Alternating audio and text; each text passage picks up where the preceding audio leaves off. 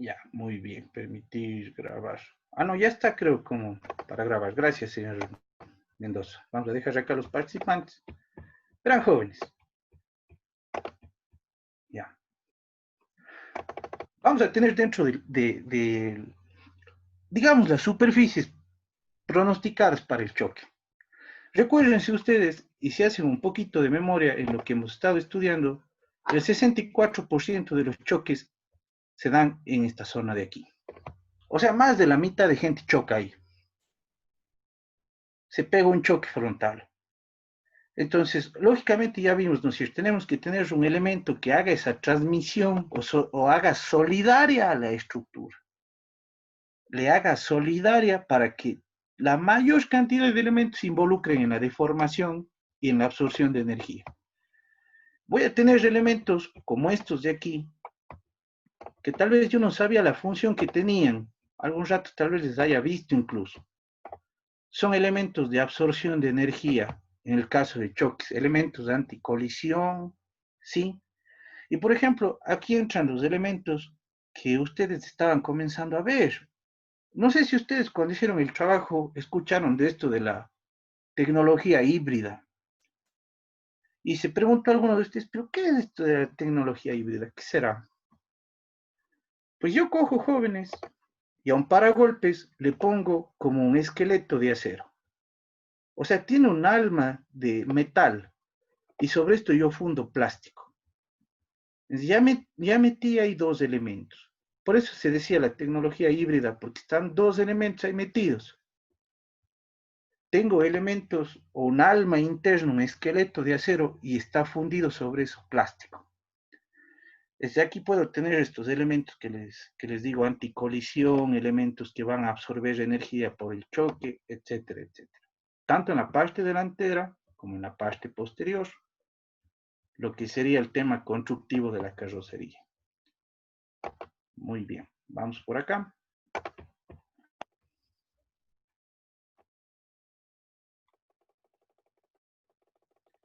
Aquí me habla todavía, vean, de carros que tienen bastidor. Y me dice, yo para coger al bastidor e involucrarle dentro de la estructura, puedo fundir el mismo dentro de la carrocería o puedo integrarle, si usted quiere, dentro de la carrocería. Nosotros teníamos estos bastidores que conocíamos, ¿no? Escalera con sus largueros y sus travesaños. Ahora le integramos en una estructura monocasco. ¿Cuál era la monocasco? Ya me hay olvidado. Era la estructura autoportante que tenía el mínimo de elementos desmontables. ¿Se acuerdan? Yo les dije, ¿cuál es la diferencia entre el monocasco y la autoportante? La una tenía muchos elementos desmontables y la otra tenía muy pocos, era mayormente unida por soldadura. Cuando conversamos justo del video del, ya no me acuerdo si cuál era este carro, inglés era, pero el modelo, ya no me acuerdo el modelo. Aquí, por ejemplo, vemos cómo se integra o le fusionan al bastidor constructivamente dentro de la carrocería.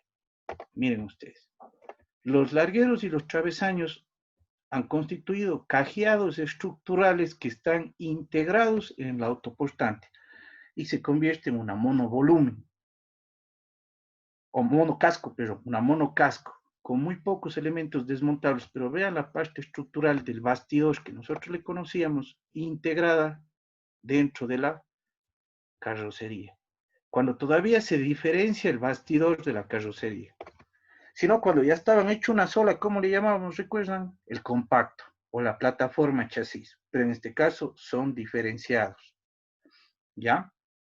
Aquí me dice que hay un bastidor integrado en una estructura monocasco de un Citroën C8. Monocasco porque, no se olvide, muy pocos elementos desmontables. Vamos por acá. Aquí viene ya, después de lo constructivo, ahora sí, cómo se comporta el carro contra el choque. ¿Cómo actúa un carro contra un choque? Aquí me pone dos ejemplos y me dice, mire usted, verá, aquí usted tiene un carro que funciona bien o que tiene un buen plan de deformación programada. Y aquí tiene un carro con un pésimo plan de deformación programada. ¿Por qué? Cuando había los choques de los carros antiguos jóvenes, era muy común que los bomberos tenían que ir con cizallas a rescatar a la gente cortando las puestas, porque las puestas se deformaban y no permitían su apertura. Entonces, al deformarse así las puestas, era difícil de rescatar a las personas. Ahora, yo le pongo justo un ejemplo. Vamos a ir conversando con ustedes, que son hombres bastante inteligentes en todo esto. Si yo tengo de fruto de este choque un derramamiento de combustible en zonas calientes como el escape, ¿se vuelve o no se vuelve vital el tiempo que yo me demoro en extraer a los pasajeros del carro? Porque estoy propenso a un incendio, estoy propenso a una explosión también. Entonces, por eso es que una de las condiciones de la carrocería es que cuando yo choque es que las puertas deben abrirse. De cualquier forma, deberían abrirse para poder extraer a las personas. Ya, vean este choque de aquí en la carrocería de acá abajo. La puerta ha quedado completamente y nada de apertura. Segundo, como yo puedo ver aquí, se genera la intrusión de la mecánica. Mire usted, la rueda ha ingresado a la parte o está penetrando el habitáculo o la pared de fuego, si usted quiere llamarle. Al hacer esto, la rueda empuja los pedales y los pedales pueden dañar las piernas del ocupante y también aprisionarle. Y lógicamente otro elemento que va a aplastar al ocupante o al piloto es el volante y el tablero en sí. Segundo, ¿dónde fue el choque? Al no tener un travesaño solidario o duro que haga solidario, vean, aquí se llegó a deformar también la parte del copiloto, porque el travesaño les vuelve solidarios a los dos largueros. Aquí ustedes pueden ver que este larguero de aquí no se ha deformado absolutamente nada. Todo el impacto lo cogió al lado del piloto. Entonces tengo intrusión de los neumáticos, delay movimiento del tablero y daño en la puesta que lógicamente va a hacer que sea difícil la extracción. Desde aquí comienza a ver esto de aquí. ¿Cómo quiero que se rompa el carro en el instante que yo me choco? Y se llama el plan de deformación programado. Vamos a ver.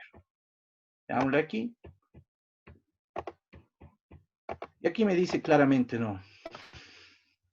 Aquí tengo, dice, un vehículo que tiene un buen plan de deformación programada porque el habitáculo está íntegro. Casi no ha habido desplazamiento del tablero ni de la columna de dirección. El motor y las llantas no penetraron la pared de fuego o pared frontal. La parte lateral está íntegra y las puertas se abren para que el pasajero pueda salir. En este caso, un vehículo mal diseñado se dañó el espacio de supervivencia porque el conductor fue aplastado por volante y tablero. La rueda también ha ingresado, dañando las piernas posiblemente del piloto. Y para mala suerte de nosotros, va a ser difícil extraer. Aún así, supónganse, vamos al otro ejemplo. Choque esta persona, se recorre los pedales, le lastiman las piernas. Pónganse, la persona comienza a tener una hemorragia o pérdida de sangre. Eso no es vital para la hemorragia, para salvar la vida de la persona. Pues sí. ¿Y cómo paro la hemorragia si ni siquiera puedo abrir la puerta para que la persona pueda acceder a los pies y comenzar a hacer un trinquete, un torniquete con alguna venda, etcétera? Entonces, si se dan cuenta, ya no es solo que absorba la energía en el choque, sino que la absorba de una forma eficiente. Ya, muy bien. Vamos a ver.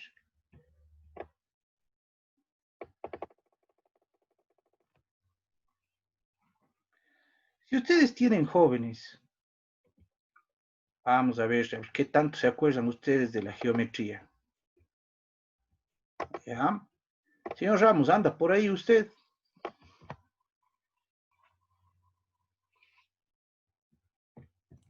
Sí, Inge, dígame, ¿qué pasó? Señor Ramos, digamos que ese cuadrito negro es un terreno. ¿Ya? Ya. Digamos que es el terreno donde usted va a hacer su futuro taller. Qué belleza, le felicito. ¿Qué sería la parte, estas cositas de aquí, de su taller? Esto que le voy a señalar.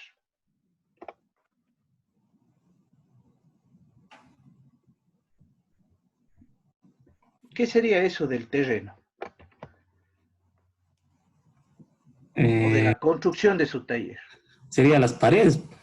Las paredes, el cerramiento, ¿sí o no, señor Ramos? Vendría a Claro. ser así. Ya. Ahora esto de aquí en geometría. ¿Cómo se llama, señor Ramos? Si esta es una figura, o el cuadrado, la parte que yo sombré, ¿cómo se llama de la figura? Inge, la verdad que no me acuerdo. No me Por acuerdo. ejemplo, este era el área, ¿sí o no? Perímetro. El perímetro, muy bien.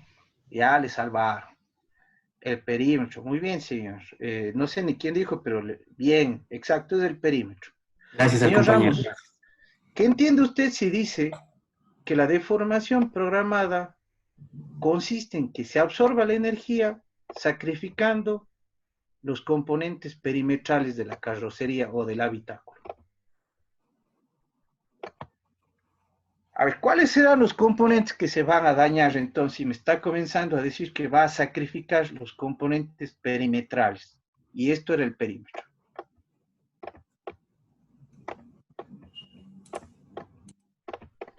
¿Puede rayar usted? Sí, sí.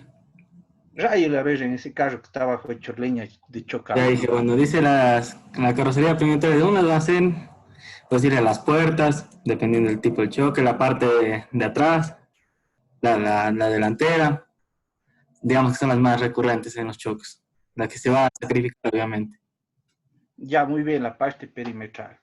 Muy bien, ya. Ahora vamos a ver quién anda. Señor Peñalos, usted pucha, que siempre es una eminencia. Muchas gracias, señor Ramos. Muy amable de su parte. Señor Peñalos, si puede conversar, si está bien con el internet. ¿Qué Ah, entiende? ahí medio malo está, pero pregunte para decir si avanzo. Si avanza, hombre, no sea modesto. ¿Qué cree que se refiere este término? Vea, una retención progresiva de la energía liberada en el choque.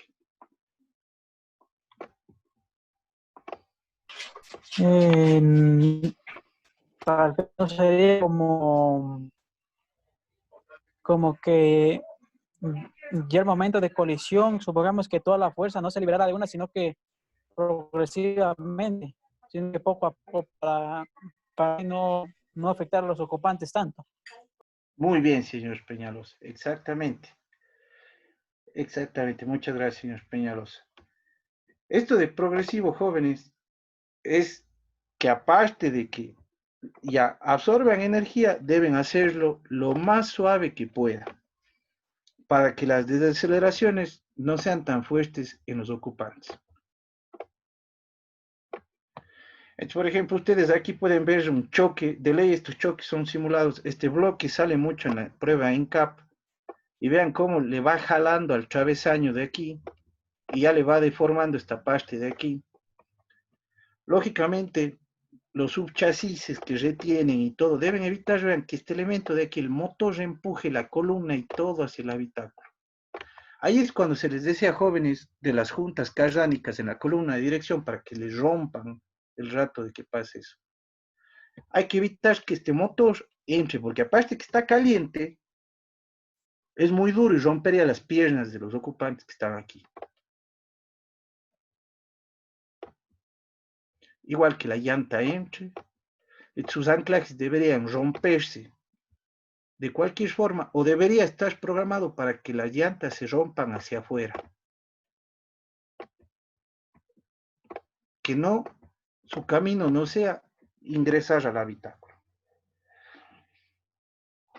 Esto es una ciencia, jóvenes. Programar el choque es, en verdad, algo vital. Entonces, aquí comienza el fabricante a trabajar en los puntos claves de la carrocería. Entonces, aquí tienen, vean ustedes, los largueros superiores del frente, los largueros inferiores del frente.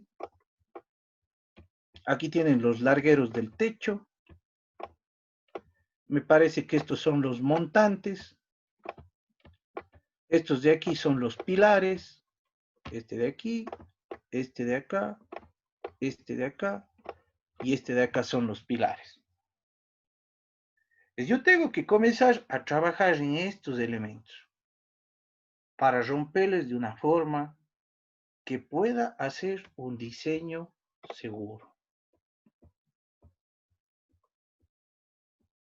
Y debo trabajar en estos elementos también para que estos, en algunos casos, ni siquiera se lleguen a deformar. Porque no se olvide que el rato que usted coge y se pega una volcada, este elemento no debería por nada permitir que el techo le aplaste a usted y dañe su zona de vida. Hay elementos que no se van a deformar y hay elementos que así se van a hacer pedazos, como estos panitas de aquí. Se van a hacer trizas el rato del choque. Y hay estrategias para cada uno. Para cada uno de estos elementos hay estrategias. Vamos a ver cuáles nomás hay. Aquí me dice no. Claramente me dice. Largueros delanteros inferiores. Yo voy raspándoles no. Este de aquí están aquí, los verdes. Largueros delanteros superiores, los de aquí. Travesaño delantero, el 3, me parece que está aquí, ve. ¿Ya? Los pilares, todos estos 4 de aquí.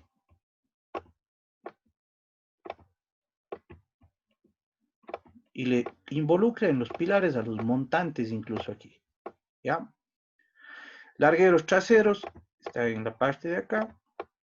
La vigueta transversal, todo el elemento que va a proteger de que el tablero también se refuerce y no se corra. Travesaños del techo, aquí están. Y las barras laterales 9, que podemos ver aquí, adentro del habitáculo. Cada uno de esos tiene una estrategia. Cada uno de esos tiene una estrategia. Es aquí adelantándonos a lo que nos dijo el señor, lo que preguntó el señor Espinosa, justo nosotros comenzamos a hablar de los largueros delanteros inferiores. Es aquí decía que la forma, jóvenes, de lograr esto de aquí, que es importantísimo para nosotros, la deformación progresiva, que estos elementos se arruguen el rato que se choque, era con estas partecitas de acá.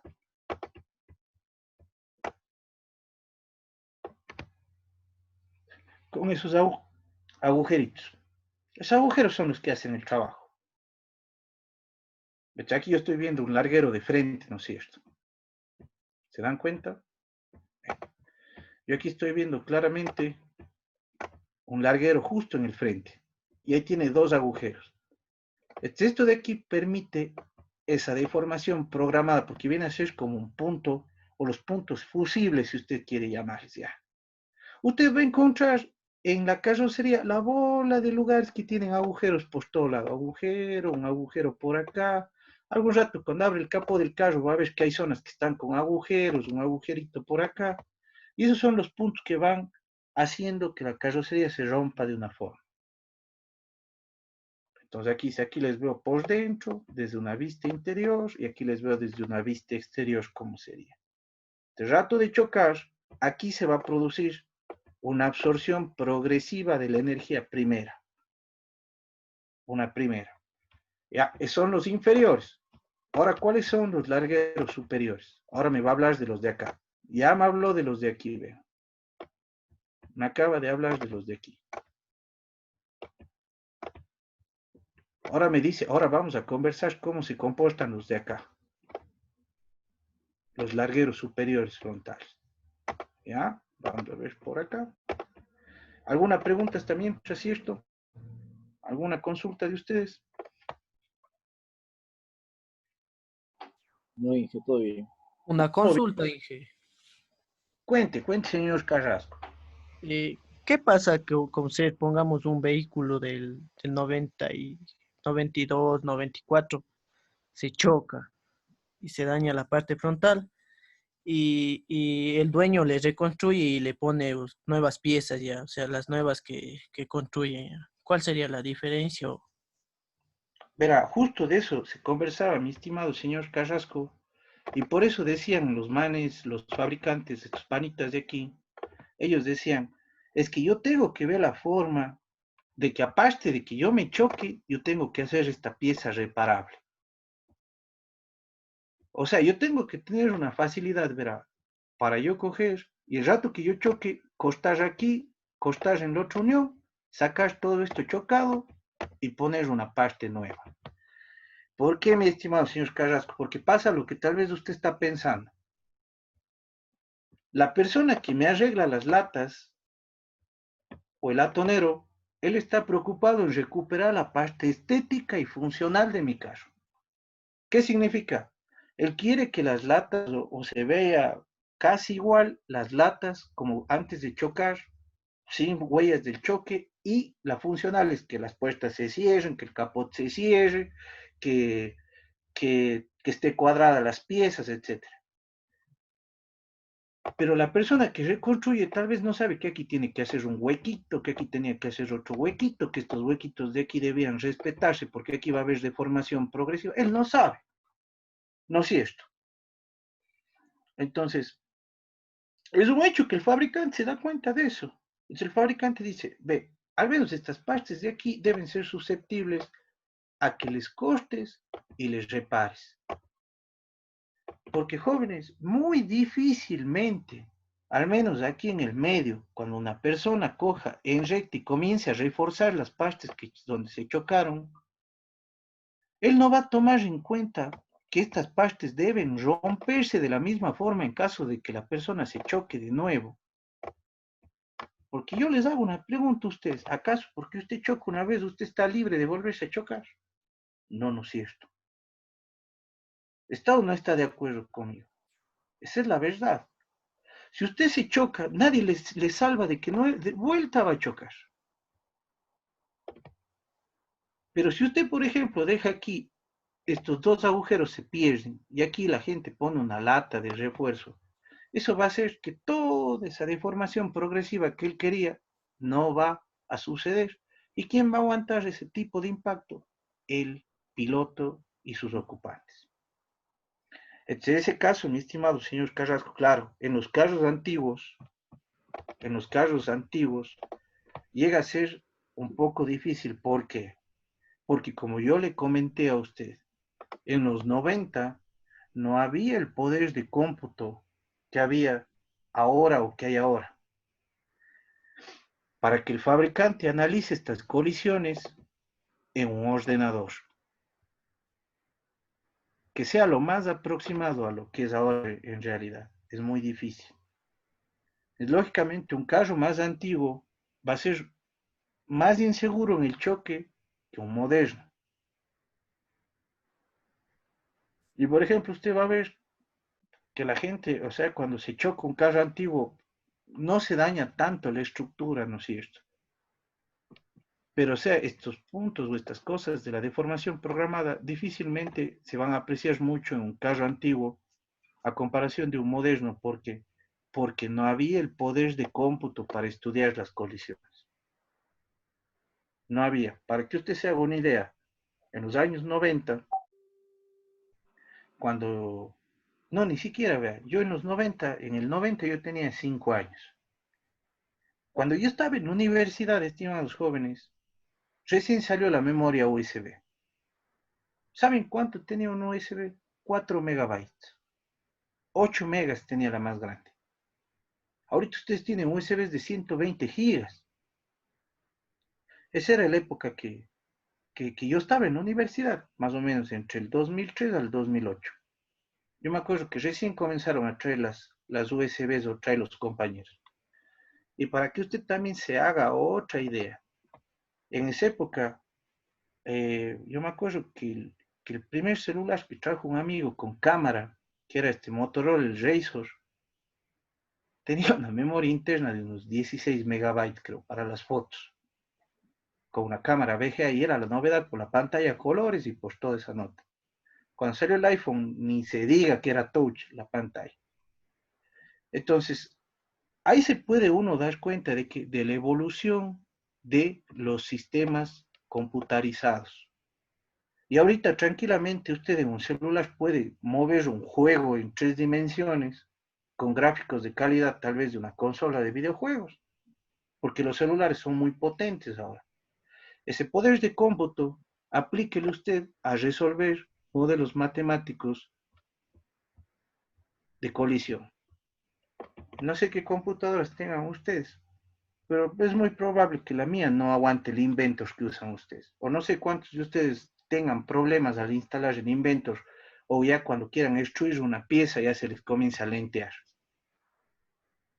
Entonces eso es una de las cosas que domina el poder de cómputo, y en esa época es muy difícil, claro, señor Carrasco, va a ser muy difícil lograr o llegar a la deformación que quería el fabricante. Ya. Miren, aquí me dice que en estos largueros delanteros yo acoplo, sería esto, las aletas, viene a ser como los faldones del carro, las partes de los lados, ya.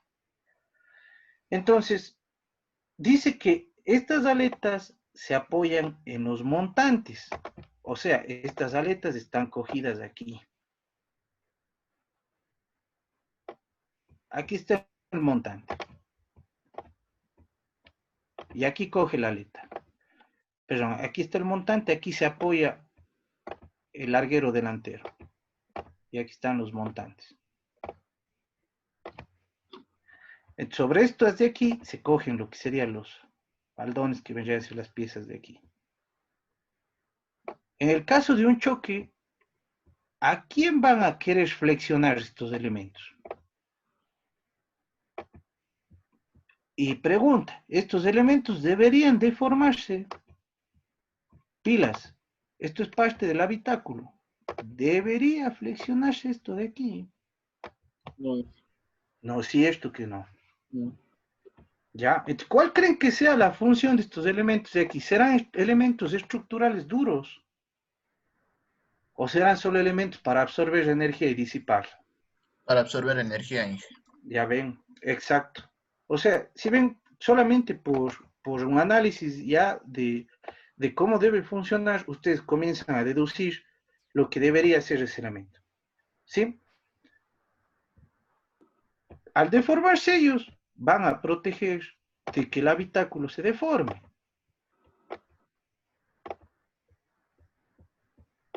Los pilares tienen la resistencia elevada, pero sus elementos deben proteger, deben ser solamente elementos que absorban energía. No se olviden de eso. Absorber la energía, disipar. Cuando usted se choca, la energía se disipa en deformación. Entonces, mientras más se deforma, más energía de la que tenía el carro se está liberando por la carrocería. Esa energía, lo menos debería llegar hacia el piloto y sus ocupantes. Ya, vamos ahora por acá. Travesaño delantero. Entonces nosotros ya vimos el travesaño delantero, ¿no es cierto? El elemento que está acá. El rojo. Ah, caracho. Aquí está. Ya. Dejémosle ahí por lo pronto. ¿Tienen alguna pregunta tal vez en estos 3 minutitos que quedan? Inge, o sea, en conclusión, el larguero superior solamente debería absorber la energía, pero con la misma deformación que el inferior, o ya solamente absorbe el impacto y no se deforma tanto. O sea, yo pienso, mi estimado señor Espinosa, que los largueros del frente, el rato de una colisión, deben coger y entre los cuatro, los dos inferiores y los superiores, intentar tomar esa forma de acordeón que le está diciendo por ahí y que absorban la energía de forma progresiva. Es por eso que un carro moderno usted ve que estos se hacen pero trozos, ¿sí o no? Se choca y se hace trozos esta parte, la mocha del carro que decimos. Es que estos elementos son eh, no sé si el término está bien, absorbedores de energía, podría decirlo, o disipadores de energía vendría a ser el término. Disipadores de energía. No se olvide, o sea, el chiste es deformarse lo más que puedan para que la energía llegue de poca forma hacia los montantes y los pilares que están atrás. Deformarse de todas las formas que puedan para lograr eso. Y mientras usted coja y empuje esto de aquí y estos se deforman, el motor no ingresa al habitáculo y no entra por la pared de fuego. Ni el volante, ni el tablero, etcétera, etcétera. ¿Sí se dan cuenta? Eso viene a ser. Entonces, ya.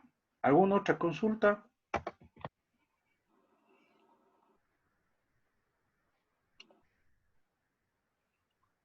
Ninguna, creo. Ya, muy bien. Entonces, el día de hoy les subiré los 3 puntos a todos los que les debía. Recuerden que tienen 2 puntos extras en el examen. Eso es como que les hubiera regalado 2 puntos en todos los trabajos, porque son directos. Es tal cual que les hubiera regalado 2 puntos en todos los trabajos. Agradezcan al señor Mendoza que da la mano filmando la clase, porque si no a mí se me dañara tanto la conexión que sería muy difícil dar clase. Y lo otro, jóvenes, las personas que quieran recuperar la nota y que no presentaron el trabajo, pues lo tienen hasta hoy noche para mañana. O, bueno, oiga, es que yo mañana de ley bajo al taller y se me va a hacer difícil calificar en la mañana. Hoy día yo falté al taller para calificar. Pero, pues suban hasta hoy noche, hasta las 11, para intentar calificar de 11 a 12 de la noche, ¿ya? Y que tengan sus notas. Eso sería, jóvenes. Hablamos mañana. Ya mismo se acaba el tiempo. Que les vaya muy bien. Que le vaya bien. Ya. Ya, Gracias, Inge. Inge. Hasta luego. Cuídense.